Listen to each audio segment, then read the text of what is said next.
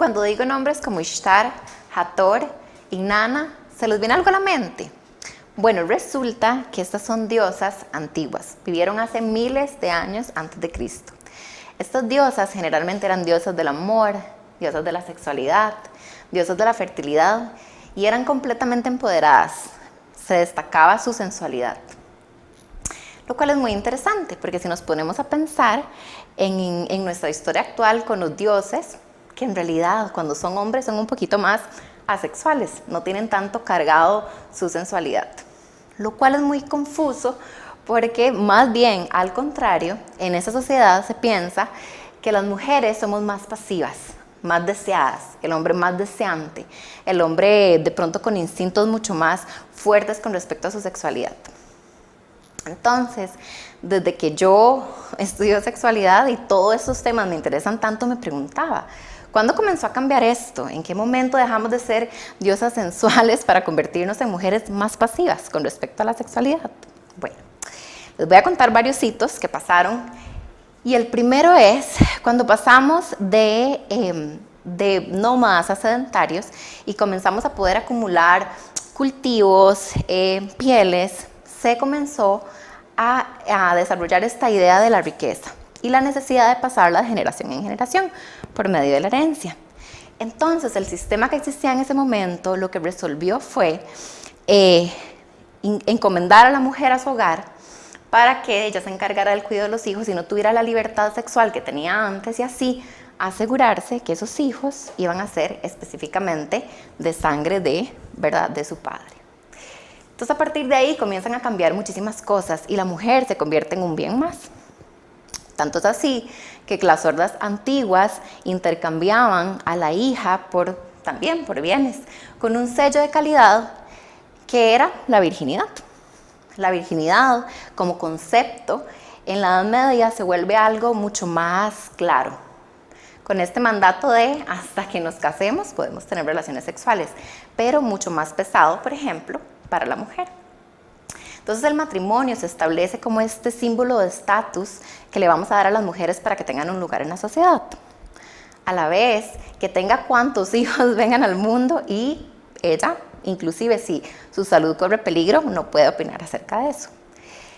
Inclusive si existe el adulterio o la mujer por alguna razón es infiel a su marido, pues entonces en el tiempo de la Edad Media podía condenarse a la muerte. Tanto es así que más adelante, cuando las mujeres cumplían entre 20 y 30 años y no se habían casado, esto obviamente tiene un estigma muy fuerte a nivel social, pero entonces lo que resolvían era internarse en un convento. Las mujeres que no se internaban en un convento, las mujeres que de pronto desafiaban un poco más las leyes, aprendían cosas que los hombres manejaban mucho mejor, inclusive mujeres que se creía que tenían orgasmos, se les pensaba que estaban poseídas. Y así es como comenzamos con la cacería de brujas de la Edad Media. Se dice que por esa época hubieron aproximadamente unos 50,000 ejecuciones en la hoguera de estas mujeres, que nada más eran mujeres que de pronto se atrevían a ser diferentes. Aquí abro un paréntesis para decir que en el Renacimiento el arte intentó de romper un poquito como con estos mandatos y por medio de las pinturas, por ejemplo de Rubens o el nacimiento de Venus de Botticelli, quisieron mostrar esta otra parte de la mujer, la parte más empoderada, la parte más sensual, pero lastimosamente solo fue una época y para el siglo XIX teníamos el debut del cinturón de castidad. No solo el cinturón de castidad, sino también la pijama marital. Esto era una pijama o una sábana, podía ser, con un huequito para tener relaciones sexuales y que el hombre no se viera tentado y expuesto a la desnudez de su esposa. Algo interesante es que solo él podía decidir cuándo tener relaciones sexuales. Si ella decidía o se insinuaba, se podía comenzar a pensar que existía esta posesión en ella. Pero eso sí, tenía que ceder cada vez que él tuviera ganas de tener relaciones sexuales. Entonces se comienza a gestar esta idea de la mujer más ingenua, la mujer más ignorante, la mujer pasiva, como un plus Y de ahí nace la idea del vestido blanco para el matrimonio, como para simbolizar esa pureza, ¿verdad? Que era un atributo, se divisaba como la mujer ideal en esta época. Sin embargo, y aquí les tengo una nota que quisiera, porque voy a dejar por ahí que ustedes después cuestionen. Hay una figura desde años antes de Cristo hasta la actualidad que tiene una importancia invaluable. Sin embargo, y es interesante, no tenía tampoco ningún tipo de estatus social, pero a veces inclusive era mucho más intelectual, mucho más abierta y más dueña de sí que las demás mujeres de las épocas, y es la figura de la prostituta. Entonces, bueno, aquí empezamos a pensar en una doble moral que se empieza a gestar hace muchísimo tiempo. Entonces, bueno, pasamos por el siglo XIX, el Renacimiento, la era de la Iluminación, la Edad Moderna, y llegamos al siglo XX. Y en el siglo XX se da como un pequeño giro entre toda esta idea de la modestia y de la ingenuidad hacia la moda o la vestimenta más bien para poder seducir. Por ejemplo, en los años 20 con el vestido flapper, en los años 30 con el vestido de baño de 2 piezas, en los años 40 con el bikini, se comienza a gestar toda esta idea de que la mujer por medio de la vestimenta podría ser sensual. Y se incorporan sex symbols o símbolos sexuales como Marilyn Monroe, Sofía Loren. Entonces aquí digamos que se da como un giro, pero entramos a otro mandato, el mandato de la perfección corporal en la mujer.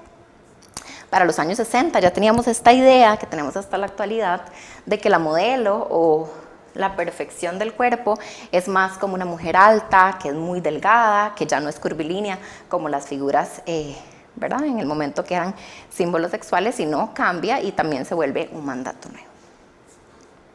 Entonces, vemos un cambio y la manera en que ha llegado a afectarnos hasta este momento, como por medio de la historia, por medio de dichos, ¿verdad? Como mejor deseada que sobrada, o ¿cómo es? El hombre llega hasta donde la mujer lo permite. Ese tipo de frases nos van calando y algo importante, por ejemplo, los cuentos de hadas.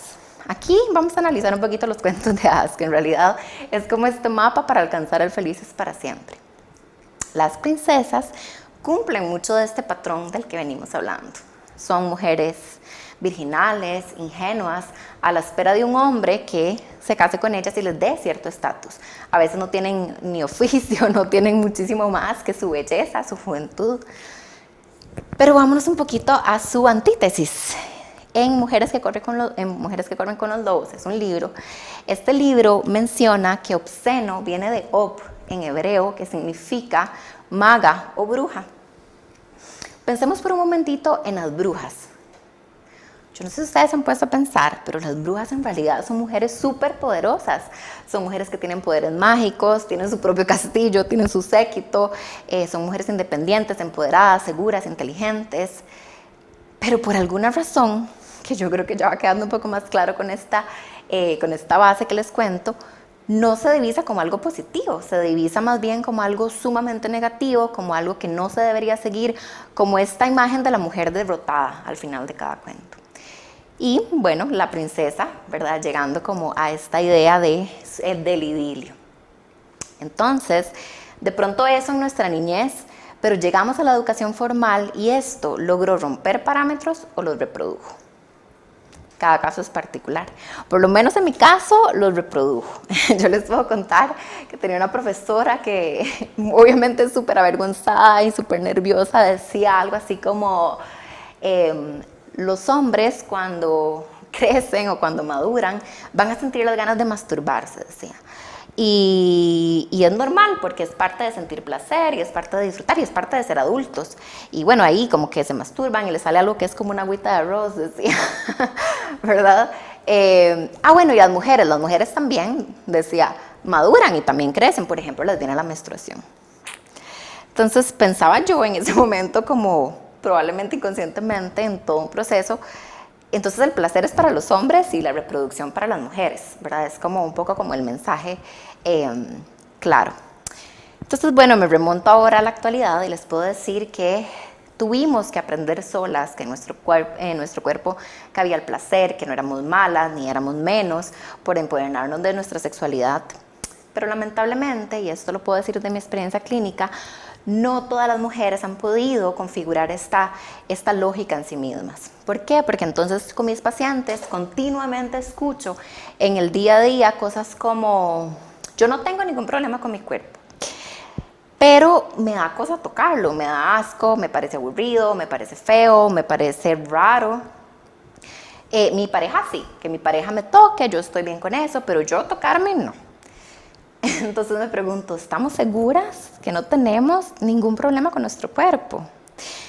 Y les dejo acá a las mujeres que hagan un autoanálisis. ¿Cuándo fue la última vez, chicas, que se vieron la vulva? No por un tema de salud y no por un tema estético. Simplemente porque es parte de nuestro cuerpo, es parte integral. Nos vemos el cabello, nos vemos las piernas, no pasa nada, no lo vemos malo. Pero la vulva es parte integral de sentir, es parte integral de poder conectar con nuestro placer. Y probablemente la respuesta que ustedes se dan a ustedes mismas es que hace mucho tiempo, porque hay una invisibilización inconsciente de todo nuestro sistema. Pero bueno, es normal viviendo en esta sociedad. Pensémoslo por un momento, la vagina, la menstruación, muchas veces se asocia con aspectos negativos, sucios, pecado, vergüenza, ¿verdad? Y obviamente esto va calando en nosotros. Yo me acuerdo cuando yo estaba en el colegio, y piensen ustedes también, y bueno, todavía a algunas les pasa, y necesitábamos pedir una toalla, ¿verdad? Alguna compañera era como: hey, tiene una toalla, ¿verdad? Y era como, ¿verdad? Nadie me vea, iba por el baño, como qué vergüenza, era como si estuviéramos contrabandeando algo. Cuando la menstruación es algo sumamente natural, es parte de ser nosotras, conecta directamente con toda la reproducción, pero también la vulva conecta con el placer.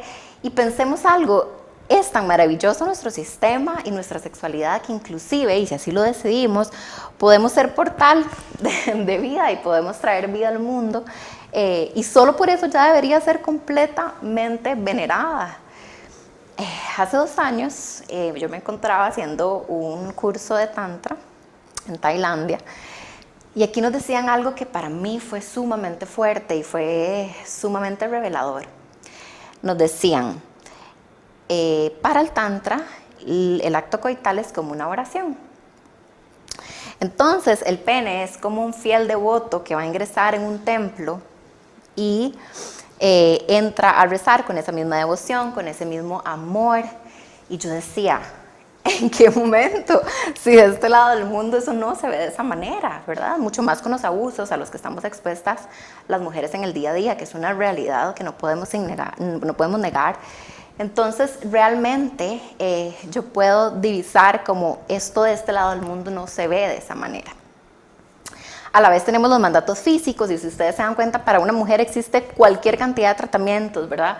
Desde el cabello hasta la piel, la vulvoplastía, los implantes, ¿verdad? Es como que nos dicen que nunca nada es suficiente, tiene que ser más grande aquí, más pequeño allá, cambiar el color en otro lugar, y crecemos con ese estigma. Entonces, ustedes no necesitan 2 años de una maestría para poder inferir más o menos porque la disfunción número 1 por la cual las mujeres me visitan en terapia es la falta de placer o la falta de deseo. Eso es algo que es la consulta número 1 que me hacen, y podemos fácilmente llegar a por qué, ¿cierto? Bueno, en primer lugar, vamos a repasar, tiene que ver con esta falta de conexión, con esta negación del cuerpo, la falta de conexión con nuestro placer. En segundo lugar, tiene que ver con todos estos pensamientos, estos prejuicios de que tal cosa es malo, es pecado, da vergüenza. En tercer lugar, tiene que ver con las dinámicas de pareja que pueden resultar impares, no afectivas, aburridas, rutinarias. Y en cuarto lugar, lo cual es muy raro, no sucede mucho en mujeres, el tema de la parametrización. La parametrización, sin embargo, es la razón número 1 de las disfunciones sexuales masculinas. Por ejemplo, la disfunción eréctil y la eyaculación precoz. Esta necesidad de parametrizar todo, o sea, de medir todo, el tamaño, cuánto tengo que durar. ¿Por qué? Porque los hombres entonces también crecen pensando que es un mandato tener esta hipersexualización. Lo que quiero decir con esto, que de pronto es un pequeño paréntesis, es que no solo las mujeres nos vemos afectadas por eso, también los hombres. Es muy doloroso para ambos sexos. Obviamente, las mujeres, por la historia que ya vimos, es un tema mucho más pesado, pero también nos afecta a todas y a todos. Entonces, la idea de todo esto que es desafiar. ¿Cómo? Cuestionándonos todo lo que nos han dicho, cuestionándonos lo que queremos ser, lo que no queremos ser, desde lo impuesto, desde lo natural. La idea también es conectar mucho como con incentivos eróticos, desde video hasta lectura, poder encontrar, inventar, buscar, para poder nosotras sentir esa excitación, no pensar que la sexualidad únicamente está en una cama o únicamente en una dinámica de pareja, puede estar, no sé, en una presa, detrás del volante, mientras dejamos volar la imaginación, en un baño que nos damos de noche para chinearnos, para amarnos, para conectar. Está en la manera que conocemos nuestro cuerpo para entender qué velocidad, qué presión, qué textura nos hace alcanzar el orgasmo. Está en reinventarnos, sobre todo en reinventarnos. Porque ya tenemos un cuerpo que es perfecto, porque nuestro cuerpo es perfecto por lo que hace por nosotros, no por cómo se ve. Por poder alcanzar nuestros sueños con él como herramienta, por poder abrazar a las personas que amamos, por poder saborear nuestra comida favorita, no sé, agarrar un avión y conocer el mundo. Y ya por eso nuestro cuerpo es perfecto. Entonces mi propuesta es romper esos tabús, cuestionarnos y empoderarnos de nuestra sexualidad. Volver a ser esas diosas eróticas que por tanto tiempo fuimos. Volver a conectar con esas brujas internas, con el mejor poder del mundo, el poder que tenemos nosotras sobre nosotras mismas.